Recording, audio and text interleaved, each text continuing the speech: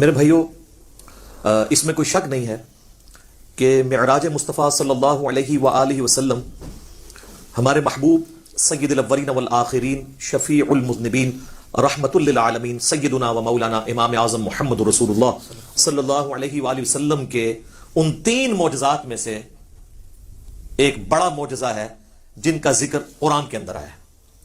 ہمارے محبوب صلی اللہ علیہ وآلہ وسلم کے 3 معجزات ایسے ہیں جن کا ذکر قرآن میں آیا، باقی بخاری اور مسلم میں تو درجنوں معجزات کا ذکر ہے، لیکن وہ 3 معجزے جن کو قرآن نے بھی بیان کیا ہے وہ سب سے زیادہ اہمیت کے حامل ہے کیونکہ اس کا ذکر قرآن میں ہے۔ ان میں سے نمبر 1 معجزہ، جسے آپ عربی میں آیاتن کہتے ہیں، اردو میں آپ معجزہ، عقل کو عاجز کر دینے والی چیز، اللہ کی نشانی، وہ ہے القرآن، جس کا ذکر سورۃ العنکبوت میں آیا کہ یہ نبی علیہ السلام کا واحد معجزہ ہے جس کی بنیاد پہ دعوی نبوت ہے۔ اور بخاری اور مسلم میں بھی کئی احادیث اس کو سپورٹیو ہیں۔ ایک وہ مشہور حدیث ہے بخاری اور مسلم کی کہ اللہ تعالیٰ نے ہر نبی کو کوئی نہ کوئی معجزہ دیا تھا، اور مجھے اللہ نے وحی یعنی قرآن کا معجزہ دیا ہے۔ میں اللہ سے امید کرتا ہوں سب سے زیادہ متبعین قیامت والے دن میرے ہوں گے، کیونکہ میرا معجزہ سب سے زیادہ یونیک ہے، یعنی کتاب کا معجزہ۔ اور دوسرا معجزہ آپ صلی اللہ علیہ وآلہ وسلم کا جو قرآن میں ذکر ہوا وہ شق القمر کا واقعہ ہے، جو سورۃ القمر کے سٹارٹ میں ہی آتا ہے، اقتربت الساعہ، قریب آ گئی قیامت، وانشق القمر، اور شک ہو گیا چاند۔ اس کانٹیکسٹ میں بخاری اور مسلم میں کئی احادیث ہے کہ نبی صلی اللہ علیہ وآلہ وسلم کے مبارک زمانے میں چاند 2 ٹکڑے ہوا تھا اور پھر دوبارہ سے جڑ گیا۔ تو یہ وہ دوسرا معجزہ ہے جس کا ذکر قرآن کے اندر آیا۔ اور تیسرا معجزہ ہے معراج النبی صلی اللہ علیہ وآلہ وسلم کا معجزہ۔ اس کی کوئی تاریخ ہمیں احادیث کی کتابوں میں نہیں ملتی، نہ کوئی مہینے کا پتہ ہے، یہ اندازہ ہی ہے، بہرحال ہمیں اس سے کوئی غرض نہیں ہے۔ اگر کوئی سمجھتا ہے کہ معراج کا مہینہ ہے اور 27ویں رات ہے اور اس اعتبار سے اس مہینے کے اندر اس واقعے کو یاد کیا جاتا ہے، تو اس میں کوئی ایسا مسئلہ نہیں ہے، بشرطے کہ اس میں قرآن و سنت سے جو چیزیں ثابت ہیں وہ بیان کی جائیں، قصے کہانیاں بیان نہ کی جائیں جو اکثر قصے اور کہانیاں بیان کی جاتی ہیں۔ تو یہ 3 معجزات ہیں جن کا ذکر اللہ تعالیٰ نے قرآن میں فرمایا ہے۔ اس میں ٹاپ آف دا لسٹ قرآن، اس کے بعد شق القمر والا یعنی چاند کے 2 ٹکڑے ہونے والا معجزہ، اور تیسرا معجزہ آپ صلی اللہ علیہ وآلہ وسلم کی معراج۔ اور یہ بھی یاد رکھیں، یہ جو معراج ہم عموماً بولتے ہیں یہ بھی غلط العام ہے، اصل میں اس معجزے کا نام ہے الاسراء والمعراج۔ نبی صلی اللہ علیہ وآلہ وسلم کا رات کا زمینی سفر الاسراء اور المعراج، اور پھر آسمانی سفر، اور یہ دونوں سفر قرآن کے اندر موجود ہیں۔ جو زمینی سفر ہے الاسراء، وہ پارہ نمبر 15 ہمارا سٹارٹ اسی سے ہوتا ہے، سورہ بنی اسرائیل جو سورۃ نمبر 17 ہے اس کے آغاز میں ہی آتا ہے، اعوذ باللہ من الشیطان الرجیم، بسم اللہ الرحمن الرحیم، سبحان الذی اسری بعبدہ لیلا من المسجد الحرام الی المسجد الاقصی۔ پاک ہے وہ ذات جو اپنے بندے کو لے گئی راتوں رات مسجد حرام سے مسجد اقصی، ایک دور کی مسجد تک، جس کے ارد گرد برکتیں رکھی ہیں تاکہ ہم اپنے اس بندے خاص کو اپنی قدرت کی نشانیاں دکھائیں۔ الاسراء رات کا سفر، بیت اللہ سے لے کر مسجد ایلیا، یروشلم، بیت المقدس، یہ تینوں نام ایک ہی مسجد کے لیے، اور بعد میں وہاں پہ مسجد بھی بن گئی حضرت عمر کے دور میں، اس کا نام پھر مسجد اقصی رکھا گیا۔ قرآن جب نازل ہوا تھا وہاں اقصی لغت کے معنوں میں آیا تھا ایک دور کی مسجد، مسجد اقصی بعد میں بنائی گئی ہے، پہلے وہ بیت المقدس یا ایلیا یا یروشلم کہلاتا تھا۔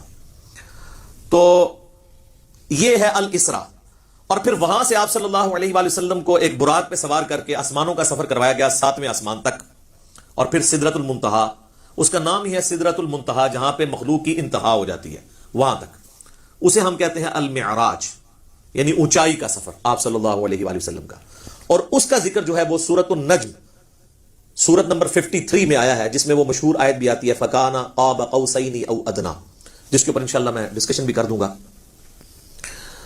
یہ یاد رکھیے گا میرے بھائیو، الاسراء والمعراج یہ پیورلی آپ صلی اللہ علیہ وآلہ وسلم کا جسمانی پلس روحانی سفر ہے، یہ کوئی خواب کا واقعہ نہیں ہے، کوئی روحانی ایکسپیرینس نہیں ہے۔ اگر یہ خواب کا واقعہ ہوتا تو کفار مکہ کو بھی ماننے میں آر نہ ہوتی، خواب میں تو بہت کچھ انسان دیکھ لیتا ہے۔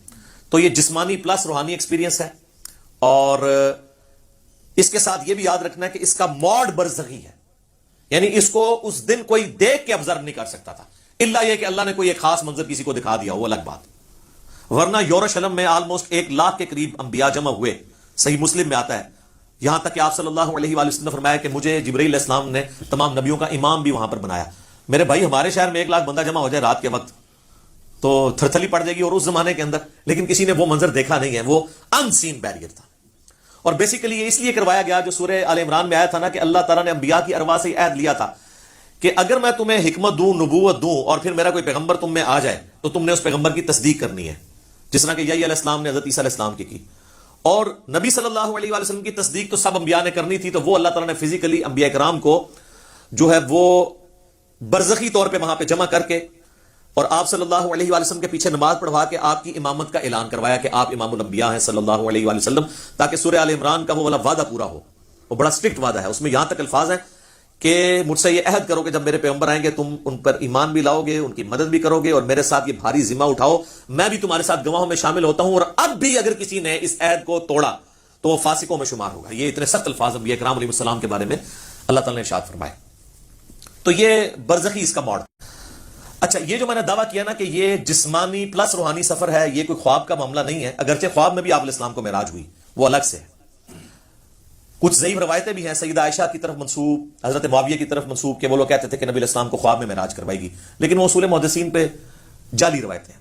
صحیح بخاری کے اندر اوپر تلے 3 طرق سکیٹرڈ فارم میں، اوپر تلے تو نہیں ہے، 3 طرق آئے ہیں انٹرنیشنل نمبر کے مطابق 6613 4716 3888، جس میں ابن عباس کا قول ہے، سورہ بنی اسرائیل کی آیت نمبر 60 میں آتا ہے نا کہ ہم نے نبی صلی اللہ علیہ وآلہ وسلم کو جو منظر دکھایا تھا۔ اب وہاں پہ جو رؤیا کا لفظ استعمال ہوا ہے نا، وہ کہتے ہیں خواب کے لیے استعمال ہوتا ہے، حالانکہ عربی میں رؤیا آنکھوں سے دیکھنے والے منظر کے لیے بھی یہ لفظ استعمال ہوتا ہے۔ بال ابن عباس کا قول امام بخاری اسی آیت کو ہیڈنگ بنا کے لے کے آئے ہیں سورہ بنی اسرائیل آیت نمبر 60 کے، اور ابن عباس کہا کرتے تھے کہ نبی صلی اللہ علیہ وآلہ وسلم کو جو یہ منظر دکھایا گیا، جو کافروں کے لیے فتنہ بن گیا، قرآن کی آیت ہے، فتنہ کیوں بنا؟ میرے بھائی اگر خواب کا منظر ہوتا تو کیوں کافروں کے لیے فتنہ بنتا؟ وہ تو مان لیتے ہیں کہ خواب میں تو کچھ بھی ہو سکتا ہے، فتنہ بنے اس لیے کہ وہ فزیکل کلیم تھا۔ تو ابن عباس کا قول ہے صحیح بخاری میں کہ یہ منظر جو دکھایا گیا، یہ نبی صلی اللہ علیہ وآلہ وسلم نے اپنی جسم کی آنکھوں سے دیکھا تھا، دل کی آنکھوں سے نہیں۔ دل کی آنکھوں سے مراد ہوتا ہے خواب میں، اور جسم کی آنکھوں سے مراد فزیکلی یہ دیکھنا ہے۔ میرے بھائیو، الاسراء والمعراج میں آپ صلی اللہ علیہ وآلہ وسلم کو کئی ایک مناظر دکھائے گئے، جو سورہ بنی اسرائیل کی آیت نمبر 7 جو آیت نمبر سٹارٹ میں 1 ہے، سورت نمبر 17، لِنُرِيَهُ مِنْ آیَاتِنَا، تاکہ ہم اپنے بندے کو اپنی نشانیوں میں سے نشانیاں دکھائیں۔ وہ نشانیاں کون سی تھی؟ ان پہ میں بولوں تو میرے بھائی تقریباً 3-4 گھنٹے اور لگ جائیں گے۔ میں آپ کو موٹی موٹی باتیں بتا دیتا ہوں جو بخاری اور مسلم میں آئی ہیں کہ آپ علیہ السلام کو کیا کچھ دکھایا گیا۔ نمبر 1 سٹارٹ ہوا شق الصدر سے، آپ علیہ السلام کا سینہ چاک کیا گیا، بخاری مسلم میں آتا ہے، اور جنت سے سونے کا تشت لا کے آپ زمزم کا پانی ڈال کے جبرائیل علیہ السلام نے نبی علیہ السلام کا دل جو ہے وہ دھویا۔ نمبر 2 آپ صلی اللہ علیہ وآلہ وسلم کو، چونکہ آپ مکے میں تھے، ابھی مدینہ آپ نے جانا تھا، راستے میں ایک شہر میں اتارا گیا اور جبرائیل نے کہا کہ یہ طیبہ ہے، مدینہ، جو آپ کا مسکن عنقریب بننے والا ہے ہجرت کے بعد۔ حضور کو اس وقت تک نہیں پتا تھا کہ یہاں سے تو میری دعوت جو ہے وہ ایسی لانچ ہوگی کہ رومن اور پرشین امپائر بھی کچھ نہیں جائیں گی۔ نمبر 3 پھر آپ کو کوہ طور پہ لے جایا گیا، انبیاء کے مقامات پہ، سب سے پہلے نبی علیہ السلام کا اپنا مسکن، اس کے بعد پھر طور سینہ کے اوپر، اور کہا گیا کہ یہ وہ ہے جہاں پہ اللہ تعالیٰ نے حضرت موسیٰ علیہ السلام سے کلام کیا تھا۔ نمبر 4 بیت اللحم لے جایا گیا، بیت المقدس میں ایک جگہ ہے جہاں پہ حضرت عیسیٰ علیہ السلام کی ولادت ہوئی تھی، تو وہ جگہ بھی دکھائی گئی۔ لہٰذا اس سے امام نے تیمیہ کے اس عقیدے کا رد ہوا کہ انبیاء کی جو بیٹھنے کی جگہ ہیں ان کا وزٹ کرنا یہ نعوذ باللہ کوئی بدعت ہے، نبی علیہ السلام کو تو خود کروائی جا رہی ہے یہ ساری چیزیں، الحمدللہ۔ اور صحیح بخاری میں اوپر تلے 10 احادیث ہیں کہ عبداللہ بن عمر اپنے سفر حج کے دوران ان جگہوں پر نماز پڑھا کرتے تھے جہاں پہ نبی علیہ السلام کے ساتھ جب انہوں نے سفر کیا تھا تو جہاں جہاں اتر کے نماز پڑھی تھی۔ تو اس میں امام بخاری نے باب باندھا ہے کہ نبی علیہ السلام کی جگہوں کو تلاش کر کے وہاں پہ نماز پڑھنا، حتیٰ کہ مسند احمد میں آتا ہے کہ وہ اس جگہ پہ پیشاب بھی کرتے تھے جہاں نبی علیہ السلام نے اپنے سفر حج میں پیشاب کیا تھا۔ بخاری میں الفاظ ہیں نافع کے کہ مسجدیں موجود تھیں راستے میں، مسجد کے پاس نالوں کے قریب جو پتھر تھے وہاں پہ وہ نماز پڑھتے تھے، مسجد میں نہیں پڑھتے تھے، وہ کہتے تھے مسجد تو بعد میں بنی ہے، نبی علیہ السلام نے اس پتھر پہ نماز پڑھی تھی۔ یہ اتباع سنت کا جذبہ تھا، تو ظاہر نبی علیہ السلام سے لیا۔ 4 چیزیں ہوگی جی، شق الصدر، مدینہ شریف دکھایا گیا، طور سینہ، بیت اللحم، اور اس کے بعد صحیح مسلم میں آتا ہے قبر موسیٰ دکھائی گئی۔ نبی علیہ السلام کہتے ہیں میں نے سرخ ٹیلے کے پاس موسیٰ علیہ السلام کو ان کی قبر میں نماز پڑھتے ہوئے دیکھا، اور اگر میں گزروں میں تمہیں وہ قبر بھی دکھا سکتا ہوں۔ وقائم یصلی فی قبری، وہ کھڑے اپنی قبر میں نماز پڑھ رہے تھے، لیکن یہ معاملہ ہے برزخی، حیات انبیاء کے اوپر یہ ثبوت ہے لیکن برزخی معاملہ۔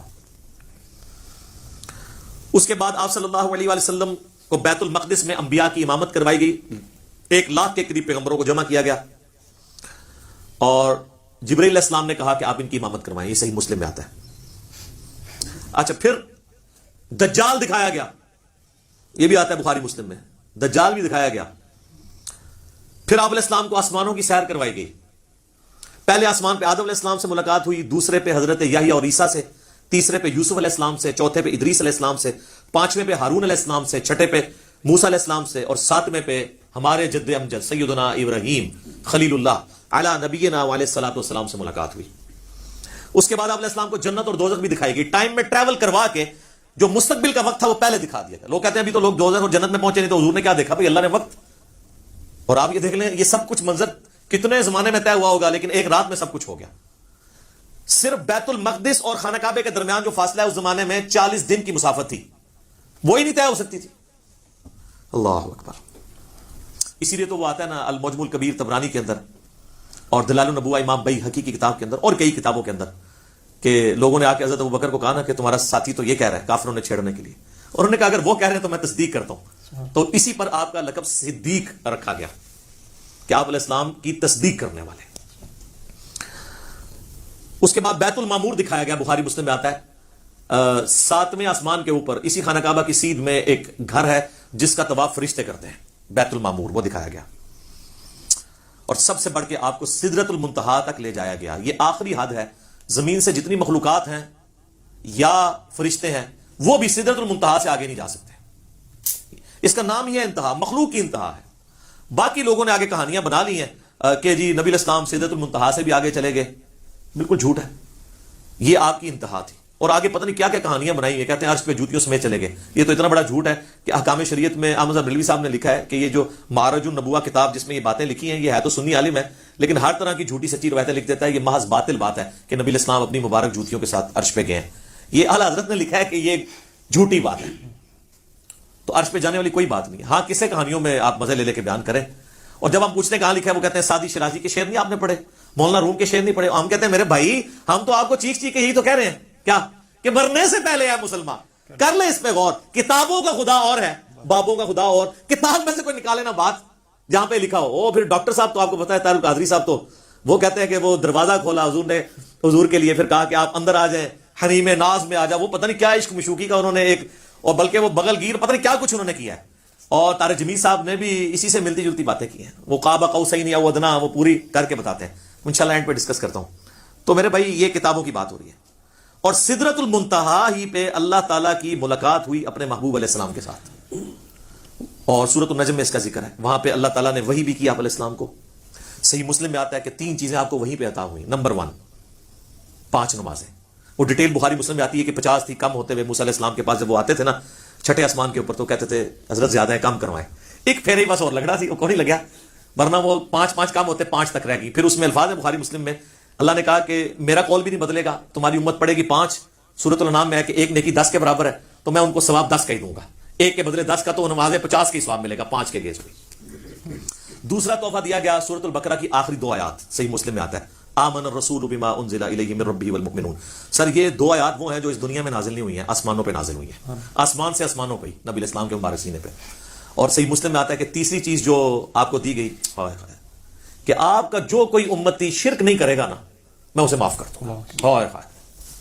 تو اس کو تو سپورٹو پھر قرآن میں بھی آیت ہے, انہ من یشرک باللہ فقد حرم اللہ علیہ الجنہ ومأواہ النار وما للظالمین من انصار. بے شک جو کوئی اللہ کے ساتھ شرک کرے گا اللہ اس گناہ کو کبھی معاف نہیں کرے گا, اس پہ جنت حرام ہے, اس کا ٹھکانہ دوزخ ہے, اور وہاں اس کا کوئی مددگار نہیں ہوگا. حتیٰ کہ بخاری مسلم کی حدیث ہے کہ اللہ نے ہر نبی کو کوئی نہ کوئی دعا دی تھی, اس نے اس دنیا میں ہی دعا کر لی. حضرت نوح نے دعا کی, اس کی وجہ سے ان کی قوم ہلاک ہوگی. میں نے اپنی دعا چھپا کے رکھی ہے قیامت کے دن کے لیے. میں اس دعا سے اپنی امتیوں کے لیے شفاعت کی دعا کروں گا, اور میری دعا سے ہر میرے امتی کو نفع پہنچے گا سوائے اس شخص کے جس نے دنیا میں اللہ کے ساتھ شرک کیا ہوا. شرک is the most sensitive issue in the sight of Allah. اللہ اکبر. تو یہ 3 گفٹ آپ علیہ السلام کو ملے, 5 نمازیں, سورۃ البقرہ کی آخری 2 آیات, اور جو شرک نہیں کرے گا اس کی مغفرت. یہ ساری تفصیلات آپ مسئلہ نمبر 126 ABC کے اندر دیکھ سکتے ہیں 4.5 گھنٹے میں اس کو سکپ کرتا ہوں. الاسراء والمعراج میں جو معراج والا پورشن ہے اس میں سب سے زیادہ کنٹروورشل چیز جو آپ نے سوال میں بھی کی وہ ہے نبی علیہ السلام نے کیا شب معراج اللہ تعالیٰ کو دیکھا تھا یا نہیں. اب اس کا جواب ہاں یا نہ میں دینا تو بہت بڑی آزمائش ہے مسلمانوں کے لیے, جب تک کہ آپ پورا مقدمہ ان کو نہیں سمجھاتے. تو آپ اس پورے مقدمے کو سمجھیں گے تو آپ کے لیے معاملہ آسان ہو جائے گا. اس کی وجہ یہ ہے کہ یہاں پہ فرقہ واریت کا دین ہے, جس کو میں بابوں کا دین کہتا ہوں، اور آپ سے بار بار کہتا ہوں کہ مرنے سے پہلے اے مسلمان کر لے اس پہ غور، کتابوں کا خدا اور ہے، بابوں کا خدا اور۔ اچھا کہتے ہیں نہیں آپ کتابوں کا دین کہہ لیا کریں، بابوں کا خدا تو سب کا ایک ہے۔ میرے بھائی اس کے اندر قیامت مضمر ہے۔ دین کس لیے ہوتا ہے؟ اللہ کی شناخت کے لیے۔ جب آپ کے بابوں نے اس اللہ کی شناختی میں نہیں کروائی ہے جو پیغمبروں کے ذریعے اللہ نے کروائی تھی، تو ہم رونا روئیں گے نا کہ آپ کس اللہ کی بات کرتے رہے ہو۔ تو اصل چیز قیامت زور اس شعر میں تبھی ہے کہ کتابوں کا خدا اور ہے، بابوں کا خدا اور۔ دیکھ لیں ہلچل مچی اس کی وجہ سے ہے۔ اگر میں کہتا کتابوں کا دین اور ہے بابوں کا دین اور، تو کسی کو کچھ نہیں تھا ہونا۔ یہ اندر جو ہلچل مچتی ہے نا، وہ کہتے ہیں یار ہم پتہ نہیں کس خدا کو مان رہے ہیں، کتابوں والے خدا کو کسی اور کو نہ مان رہی ہوئی ہے۔ تو یہ تو میں نے ڈیٹیکٹ کیا تھا قرآن سے، کتابوں کا خدا۔ حضرت آدم علیہ السلام کو جب اللہ نے دنیا پہ اتارا، سورۃ البقرہ آیت نمبر 38، تو اللہ تعالیٰ نے ہماری ماں اور باپ کو یہی کہا تھا قُلْ اهْبِطُوا مِنْهَا جَمِيعًا، اے آدم اور اس کی بیوی اور میری ان دونوں بندوں کی قیامت تک ہونے والی اولاد اتر جاؤ زمین میں۔ فَإِمَّا يَأْتِيَنَّكُم مِّنِّي هُدًى، یاد رکھنا اب جب کبھی بھی کوئی ہدایت کی کتاب تمہارے پاس آئے گی، انتظار کرنا کتابوں کا، بابوں کا نہیں، کتابوں کا جو پیغمبروں کے ذریعے آئیں گے۔ فَإِمَّا يَأْتِيَنَّكُم مِّنِّي هُدًى فَمَن تَبِعَ هُدَايَ فَلَا خَوْفٌ عَلَيْهِمْ وَلَا هُمْ يَحْزَنُونَ، جو ان کتابوں کی اس ہدایت کی پیروی کرے گا اس کو نہ کوئی خوف ہوگا نہ کوئی غم۔ وَالَّذِينَ كَفَرُوا وَكَذَّبُوا بِآيَاتِنَا اولئک اصحاب النار ہم فیہا خالدون، جو کوئی ہماری آیات کو جھٹلا دے گا، کفر کرے گا، اس کو جھٹلائے گا، تو وہ ہوں گے اہل جہنم، رہیں گے اس میں ہمیشہ ہمیشہ۔ اللہم اجرنا من النار، آمین۔ اللہم من احییتہ منا فاحیہ علی الاسلام ومن توفیتہ منا فتوفہ علی الایمان، آمین۔ تو اس لیے ہم کہتے ہیں کتابوں کا دین، بابوں کا نہیں۔ تو اس مقدمے کو سمجھنے کے لیے آپ پہلے بنیادی بات سمجھ لیں، ایک بنیادی عقیدہ، جو عقیدہ پوری امت کا ہے سوائے ان لوگوں کے جو اپنے نفس کے غلام بنے ہوئے ہیں۔ وہ کون ہے وہ میں آپ کو بتا دوں گا۔ پوری امت کا یہ عقیدہ ہے کہ مرنے سے پہلے اس روئے ارض پہ اللہ تعالیٰ کا دیدار کسی انسان کو، کسی جن کو، کسی فرشتے کو یا کسی بھی مخلوق کو ہونا محال ہے، امپاسبل ہے، یہ مقدور نہیں ہے، محال ہے۔ اس کے ثبوت میں سورۃ الانعام کی آیت نمبر ہے 103، لا تدرکہ الابصار، نگاہیں اس کا احاطہ نہیں کر سکتی، وہ نگاہوں کا احاطہ کر لیتا ہے۔ حتیٰ کہ اس آیت میں اہل تشیع اتنا غلو کرتے ہیں کہ وہ یہ کہتے ہیں کہ قیامت میں اور جنت میں بھی اللہ کا دیدار نہیں ہوگا، وہ بھی غلو کر رہے ہیں۔ اور دوسری طرف ان کی حالت یہ ہے کہ وہ کہتے ہیں کہ مولا علی علیہ السلام اس وقت تک سجدے سے سر نہیں اٹھاتے تھے جب تک اللہ کو دیکھ نہ لے۔ تو ہم کہتے ہیں یار آپ کوئی ایک بات کرو، کسی بات کے اوپر ٹکو۔ اور پھر بعض غلو کرنے والے وہ کہتے ہیں شب معراج بھی جو ہے مولا علی کا پنجہ دیکھا تھا۔ خیر اب اہل علم ان کو خود ہی رد کر رہے ہیں، وہ کہہ رہے ہیں یہ نصیحتیاں ہمارے ان سے کوئی تعلق نہیں ہے، اہل تشیع کا یہ جو ہے مکتب نہیں ہے، مکتب اہل بیت یہ نہیں ہے۔ تو یہ سورۃ الانعام کی آیت نمبر 103 اس پر گواہ ہے۔ اور اس سے بھی بڑھ کر پریکٹیکل ایکسپیرینس سورۃ الاعراف کی آیت نمبر 143، جب موسیٰ علیہ السلام نے کوہ طور پہ ملاقات کے دوران کہا اے اللہ میری خواہش ہے میں تجھے دیکھوں۔ اتنی دفعہ باتیں سن سن کے اگلا سٹیپ بھی بندہ طے کرتا ہے نا۔ تو اللہ نے کیا فرمایا تھا؟ لن ترانی، ہرگز نہیں دیکھ سکتا تو مجھے، بلکہ تو پہاڑ کی طرف دیکھ، اگر یہ پہاڑ اپنی جگہ پہ قائم رہا تو سمجھنا تو مجھے دیکھ سکتا ہے۔ تو قرآن کے الفاظ ہیں پہاڑ پہ اللہ نے صرف تجلی کی تو وہ ریزہ ریزہ ہو گیا، اور موسیٰ علیہ السلام انڈائریکٹ وہ تجلی دیکھنے سے بے ہوش ہو کے گر پڑے۔ اور اس کے بعد ان کا اللہ میں تیری طرف رجوع لاتا ہوں، اب دوبارہ میں یہ بات نہیں کروں گا۔ تو اگر موسیٰ علیہ السلام کو زیارت نہیں ہو سکتی اللہ تعالیٰ کی اس دنیا میں، تو موسیٰ علیہ السلام سے بڑھ کے تو کوئی بھی نہیں ہو سکتا۔ تو اب اگر موسیٰ علیہ السلام کے سوا کوئی شخص یہ دعویٰ کرے کہ اس نے اللہ کو دیکھا ہے، تو پھر ہم اسے غلام قادیانی کا بھائی کہیں گے نا، جس نے اس نے جھوٹا دعوے نبوت کیا۔ یہ کم از کم اسے کہنا چاہیے کہ تو جھوٹ بولتا ہے، یا تو پھر یہ کلیم کرتا ہے کہ تو مسلمان ہو کے موسیٰ علیہ السلام سے بڑا مرتبہ رکھتا ہے۔ حالانکہ موسیٰ علیہ السلام تو اولو العزم پیغمبروں میں سے ہے، جو سورہ شورا کے اندر آیا ہے۔ 5 اولو العزم پیغمبر ہیں، نمبر 1 ہمارے محبوب علیہ السلام، اس کے بعد حضرت ابراہیم علیہ السلام، پھر نوح علیہ السلام، موسیٰ علیہ السلام اور عیسیٰ علیہ السلام۔ تو اولو العزم پیغمبروں سے بھی آگے بڑھ گئے، تو پھر ہم یہی کہیں گے نا۔ سورۃ الحجر کی آیت نمبر 99 آخری آیت میں بھی آیا وَاعْبُدْ رَبَّكَ حَتَّى يَأْتِيَكَ الْيَقِينُ، اپنے رب کی عبادت کرتے جاؤ یہاں تک کہ تمہیں یقین نصیب ہو جائے، تمہیں موت آ جائے۔ تمام نے اس یقین کا ترجمہ موت کیا ہے۔ مرنے سے پہلے یقین نہیں آ سکتا، کیونکہ یقین اس وقت آتا ہے جب آپ فزیکلی دیکھ لیں۔ تو یہی تو آپ کو انعام ہے، ان الذین یخشون ربهم بالغیب لهم مغفرۃ واجر کبیر، جو بغیر دیکھے اپنے رب سے ڈرتے ہیں ان کے لیے ہے مغفرت اور بہت بڑا اجر۔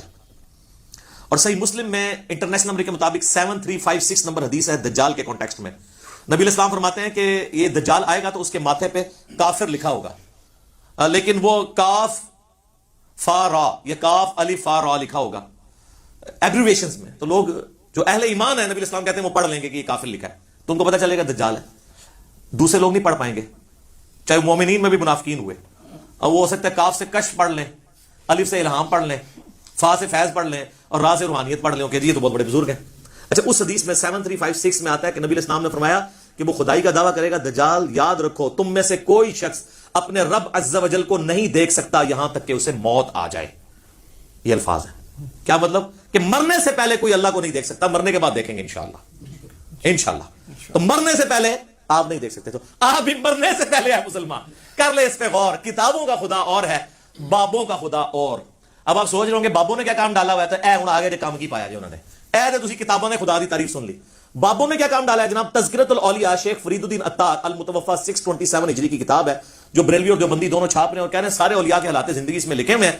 ایسی کوئی کتاب نہیں. اس میں بایزید بستامی کی معراج لکھی ہوئی ہے، المتوفی 261 ہجری. ان کا امام ابو یزید بستامی اور میرا امام ابو الحسین مسلم بن حجاج القشیری المتوفی 261 ہجری، وہ بھی 261 میں فوت ہوئے ہیں، یہ بھی 261 میں فوت ہوئے ہیں. تو وہ کہتے ہیں انہوں نے معراج میں وہ عرش تک پہنچ گئے اور اللہ کو دیکھا، مشاہدہ کیا. اور باقاعدہ چیپٹر ہے بایزید بستامی کی معراج تذکرۃ الاولیاء میں. بخاری مسلم کو چھوڑ کے ان کے پیچھے پڑے ہوئے ہیں. اور یہ آپ کو حوالے اس کے تذکرۃ الاولیاء کے فضائل اعمال میں ملیں گے، فضائل سنت میں بھی، تبلیغی جماعت کی کتاب میں بھی، دعوت اسلامی کی جماعت کی کتاب میں بھی. یعنی دونوں بھاری فرقے بریلوی اور دیوبندی اس کو لے کے چل رہے ہیں. پھر کشف المحجوب جو اس سے بھی پہلے لکھی گئی 200 سال پہلے، علی بن عثمان حجویری المتوفی 465 ہجری، انہوں نے کشف المحجوب میں بایزید بستامی کے بارے میں کلیم کیا ہے کہ وہ جب حج کرنے کے لیے گئے تو پہلی دفعہ گئے تو صرف کعبہ دیکھا، تو کہتے ہیں میرا حج نہیں ہوا. اگلی دفعہ گئے تو کعبہ بھی دیکھا اور کعبے کے رب کو بھی دیکھا، تو کہتے ہیں پھر بھی میرا حج نہیں ہوا.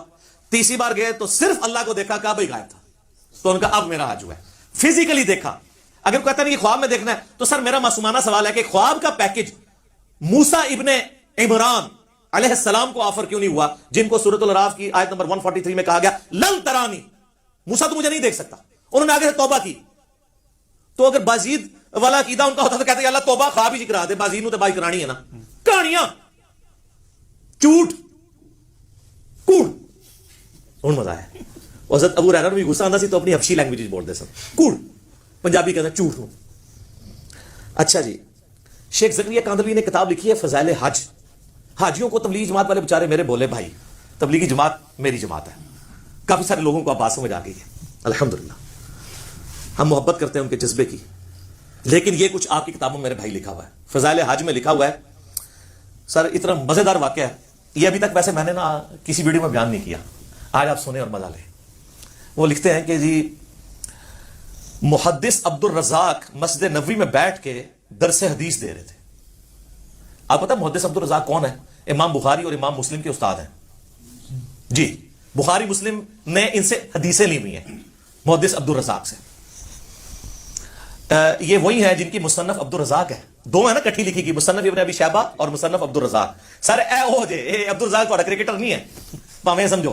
محدث عبد الرزاق بیٹھے ہوئے 3 صدی ہجری کے اندر بڑے اماموں میں سے وہ حدیثیں بیان کر رہے ہیں. تو وہ کہتے ہیں ایک بزرگ کا بیان ہے کہ ان کو حضرت خضر علیہ السلام کی ملاقات ہوئی. حضرت خضر علیہ السلام کے اوپر میرا کلپ دیکھ لیں، اللہ فضل تب یہ صاف ہو جائے گی. تو کہتے ہیں وہ بزرگ کہتے ہیں کہ مجھے ایک دن خضر کی ملاقات ہوئی مسجد نبوی میں. تو میں نے کہا کہ خضر یہ بتائیے آج تک آپ کو کوئی ایسا شخص ملا ہے جو مرتبے میں آپ سے بھی بڑا ہو؟ ہائے ہائے ہائے. ان کا ہاں جی ایک بندہ ملا ہے. ان کا جی کیسے؟ وہ کہتے ہیں ایک دن میں مسجد نبوی میں تھا. اچھا، حضور کی پوری زندگی میں حضرت خضر کو توفیق نہیں ہوئی ہے مسجد نبوی میں جانے کی، جو ان کے خضر ہیں جھوٹے. حضور کی وفات کے بعد وہاں اعلی قرآن میں تو سورہ آل عمران میں حکم تھا کہ اے پیغمبرو جب میرا پیغمبر آ جائے تو تم نے اس کی مدد بھی کرنی ہے. نہ غزوہ بدر لڑی، نہ احد لڑی، نہ خندق لڑی. حضور دی وفات کے بعد مسجد نبوی بیٹھے نے. اچھا جی، کہانی ہے نا، خضر تو وہ ہے ہی نہیں ہے، میں نے بتایا، وہ آپ لیکچر میں دیکھ لیں. کہتے ہیں جی وہ حضرت خضر کہتے ہیں کہ ایک شخص بیٹھا ہوا تھا، محدث عبد الرزاق حدیثیں بیان کر رہے تھے، اور پاس ہی ایک نوجوان جو ہے نا وہ اپنا سر اپنے گریبان میں ڈالے بیٹھا ہوا تھا. تو ظاہر یہ صوفی ہوتے ہیں نا جو یہ کام کرتے ہیں، قرآن حدیث کا درس ہی سن نہیں سکتے کیونکہ ان کے خلاف ہے، علم و بس کرنی ہو یار. تو کہتے ہیں حضرت خضر کہتے ہیں میں بڑا حیران ہوا کہ محدث عبد الرزاق یہاں پہ درس دے رہے ہیں، اتنے بڑے محدث، اور یہ بندہ علیحدہ بیٹھا ہوا ہے. تو کہتے ہیں میں اس کے پاس چلا گیا، تو وہ یوں ہی بیٹھا تھا. تو میں نے اس سے پوچھا کہ تو عبد الرزاق سے حدیثیں کیوں نہیں سنتا؟ اس زمانے میں تو اس کے پائے کا محدث کوئی نہیں ہے. تو وہ آگے سے کہتا ہے کہ لوگ عبد الرزاق سے حدیثیں سنتے ہیں اور میں ڈائریکٹ رزاق سے سنتا ہوں. استغفر اللہ لعنت اللہ علی الکاذبین. سر یہ دعویٰ رسول اللہ کے بعد اگر کوئی کرے تو یا تو اس کا ذہنی توازن بگڑا ہوگا یا غلام احمد قادیانی کا بھائی ہوگا. صحیح بات. تبھی قلم اٹھا سکتے ہیں نا آپ کہ ذہنی توازن بگڑا ہو. صحیح بخاری میں تعلیقاً مولا علی کا قول ہے اور سنن ابن ماجہ میں مرفوع پوری مولا علی نے نبی علیہ السلام سے روایت کیا کہ 3 لوگوں سے اللہ نے قلم اٹھا لیا. نمبر 1 سویا ہوا شخص, نمبر 2 بالغ نابالغ, اور نمبر 3 مجنون مجذوب پاگل جو مرضی کہہ رہو شطحیات والا. اچھا وہ کہتے ہیں کہ جی وہ حضرت خضر پریشان ہو گئے کہ یہ کیڑا ڈائریکٹ اللہ کو سننا. تو حضرت خضر کہتے ہیں میں نے پوچھا کہ اچھا تجھے اگر اتنا ایمان ہے تو بتا میں کون ہوں. تو کہتے ہیں جی اس نے کہا کہ نظر اٹھا کے کہا, انہوں نے کہا اگر میں غلط نہیں ہوں تو خضر ہے. کہتے میں ڈر گیا. تو کہا یہ مجھے ایک بندہ ملا جو مرتبہ میرے سے اوپر سے. اے جناب کہانیاں اس لیے میں نے بیان کیا کہ یہ حضرت موسیٰ علیہ السلام اور پیغمبروں کے مقابلے پہ انہوں نے اپنے بابے بنائے ہوئے ہیں. تو اب ہم ان کو صرف پیار سے کہہ سکتے ہیں کہ مرنے سے پہلے ہے مسلمان, کر لے اس پہ غور, کتابوں کا خدا اور ہے بابوں کا خدا اور.